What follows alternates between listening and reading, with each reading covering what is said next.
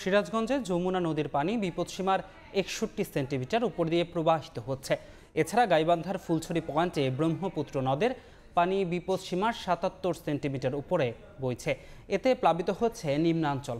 বন্যা পরিস্থিতির সবশেষ খবর জানাতে সিরাজগঞ্জ সদরের সয়দাবাদ এলাকায় আছেন সহকর্মী রিঙ্কু কুন্ডু এবং গাইবান্ধার ফুলছড়িতে আছেন রিপোর্টার বিপ্লব ইসলাম।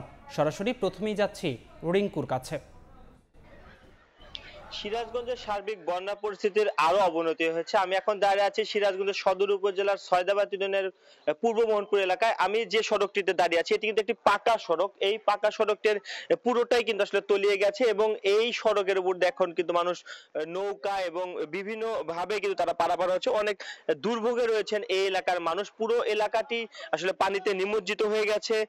পুরো এলাকা, এই এলাকাতে যারা বসবাস করে তাদের ঘর বাড়িতে পানি উঠে তারা কিন্তু পাশে বাঁধে উঁচু স্থানে কিন্তু আশ্রয় নিয়েছে এবং তাদের সাথে কথা হয়েছে। বানবাসীরা যেটি বলছে যে তাদের দুর্গত মানুষের খাবার পানির কিন্তু তীব্র সংকট দেখা যায়। সেই সাথে অনেকেরই গবাদি পশু রয়েছে, সেই সকল গবাদি পশু নিয়েও কিন্তু আসলে তারা দুর্ভোগে পড়েছেন। গৌখাদ্যেরও কিন্তু একটি সংকট দেখা দিয়েছে। এছাড়া যমুনা নদীর তীরবর্তী যে 5টি উপজেলা রয়েছে, যেহেতু যমুনা নদীর পানি সিরাজগঞ্জ পয়েন্টে বিপদসীমার 61 সেন্টিমিটার উপর দিয়ে প্রবাহিত হচ্ছে, সেজন্য কিন্তু আসলে এই যে 5টি উপজেলা বন্যা দুর্গতদের দুর্ভোগ কিন্তু আসলে বেড়েই চলেছে। সেই সাথে বেশ কয়েকটি শিক্ষা প্রতিষ্ঠান, এই 5টি উপজেলা শিক্ষা প্রতিষ্ঠানগুলোতে পানি ওঠায় 51টি সরকারি প্রাথমিক বিদ্যালয় কিন্তু আসলে বন্ধ ঘোষণা করেছে কর্তৃপক্ষ। সেই সাথে এই যে বানবাসী মানুষের দুর্ভোগ, তারা কিন্তু যেটি বলছে যে তারা কিন্তু এই এলাকাটিতে এখনো ত্রাণ তৎপরতা শুরু হয়নি। তবে জেলা প্রশাসন যেটি জানিয়েছেন যে 5টি উপজেলায় কিন্তু বন্যা কবলিত 5টি উপজেলায় 60 মেট্রিক টন জিআর এর চাল কিন্তু আসলে বরাদ্দ দেওয়া হয়েছে। আমরা যদি একটু দেখি যে এই এলাকার একটি বসত বাড়ি যদি আপনাকে একটু দেখাতে চাই, যে বসত বাড়ির চিত্র, পুরো ঘরে আসলে পানি উঠে গেছে। পুরো তাদের যে রান্নার ঘর, টিউবওয়েল, বাথরুম সবই কিন্তু আসলে পানিতে তলিয়ে আছে। এই যে তাদের জিনিসপত্র, অর্থাৎ ঘরের জিনিসপত্রগুলো উঁচু করে তারা কিন্তু আসলে খুবই কষ্টে দিনাতিপাত করছে। রান্না বান্না, খাওয়া দাওয়া, সেই বাচ্চাদের নিয়ে আসলে খুবই কষ্টে রয়েছেন বলে জানিয়েছেন আমাদেরকে বানবাসীরা। এই যে চিত্রটি দেখছেন এটির এছাড়াও কিন্তু আমি যদি এলাকার ভিতরের যদি চিত্র বলি, সেটি কিন্তু আরো দুর্ভোগের চিত্র আমরা দেখব, যে সেই বসত বাড়িগুলোতে আরো প্রায় পানিতে তলিয়ে যায়, কিন্তু সেই সকল বাসিতে আসলে সম্ভব হয়নি। যেহেতু এই বাসাটায় কিছুটা পানি এখনো রয়েছে, সেই জন্য কিন্তু তারা কিন্তু বেচারা সবকিছু উঁচু করে কিন্তু তারা আসলে খুবই কষ্টে দিনাতে পারছে। তো এক কথা বলা যায় যে সিরাজগঞ্জের সার্বিক বন্যা পরিস্থিতি আরো অবনতি হচ্ছে, সেই সাথে বন্যা কবলিতদের দুর্ভোগ কিন্তু বাড়ছে। তো এই ছিল সিরাজগঞ্জ থেকে আমার কাছে বন্যা পরিস্থিতির সবশেষ খবর। আমরা এখন চলে যাচ্ছি গাইবান্ধার খবর জানতে। সেখানে রয়েছে আমাদের সহকর্মী বিপ্লব ইসলাম।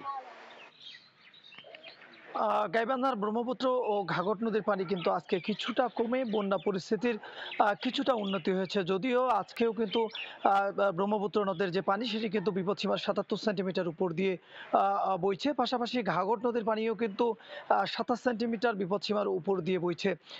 এই দুটি নদীর পানি কিন্তু আমরা দেখেছি যে গেল 5 দিন থেকে একেবারে বিপদসীমার উপর দিয়ে বইছে, যে কারণে কিন্তু জেলার যে 5টি উপজেলা রয়েছে, সদর, সাঘাটা, ফুলছড়ি এবং সুন্দরগঞ্জ, এই উপজেলাগুলোর কিন্তু লক্ষাধিক পরিবার পানিবন্দী হয়ে আছে এবং এই সকল পরিবারের বাড়িঘর কিন্তু একেবারে পানির নিচে ডুবে আছে, যে কারণে এই লক্ষাধিক পরিবার পরিজন নিয়ে তারা কিন্তু মানবেতর জীবনযাপন করছে। পাশাপাশি বিদ্যালয়গুলোতে কিন্তু পানি উঠেছে, যে কারণে ইতিমধ্যেই ৭৪টি প্রাথমিক বিদ্যালয় এবং 10টি মাধ্যমিক বিদ্যালয় কিন্তু বন্ধ ঘোষণা করা হয়েছে।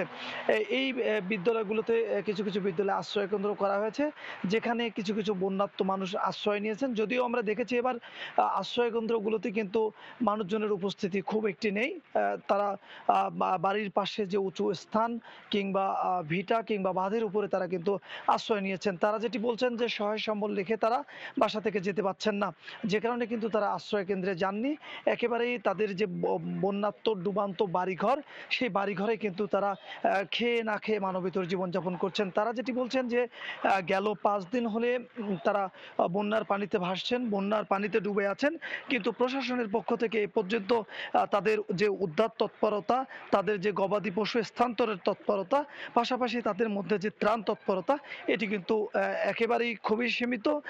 এটি করা হচ্ছে না, যে কারণে তারা কিন্তু সেই চর থেকে 15-20 কিলোমিটার নৌকায় যেয়ে তাদের বাজার থেকে যে তাদের প্রয়োজনীয় নিত্য প্রয়োজনীয় খাবার জিনিসপত্রাদি সেটা কিন্তু তারা সংগ্রহ করতে পারছেন না, যে কারণে তারা কিন্তু অনেকটা কষ্টের মধ্যে জীবনযাপন করছেন। আমরা দেখেছি যে এই বন্যাত্ম এলাকাগুলোতে কিন্তু শুকনো খাবার, যেটি শুকনো খাবার এবং গোখাদ্য সহ বিশুদ্ধ পানির কিন্তু তীব্র সংকট ধারণ করেছে।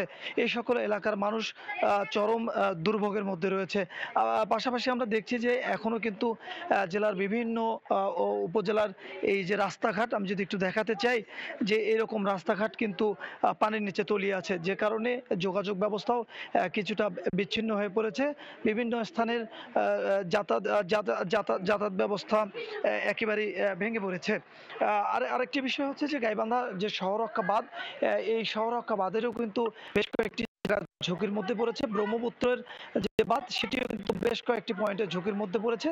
গতকালও কিন্তু লিকেজ দিয়ে পানি বের হয়েছে, যদিও পানি উন্নয়ন বোর্ড দাবি করছে সেগুলি মেরামতে তারা কাজ করছে। এই ছিল গাইবান্ধার বন্যা পরিস্থিতির সর্বশেষ খবর। সরাসরি যুক্ত ছিলাম সিরাজগঞ্জ এবং গাইবান্ধা থেকে।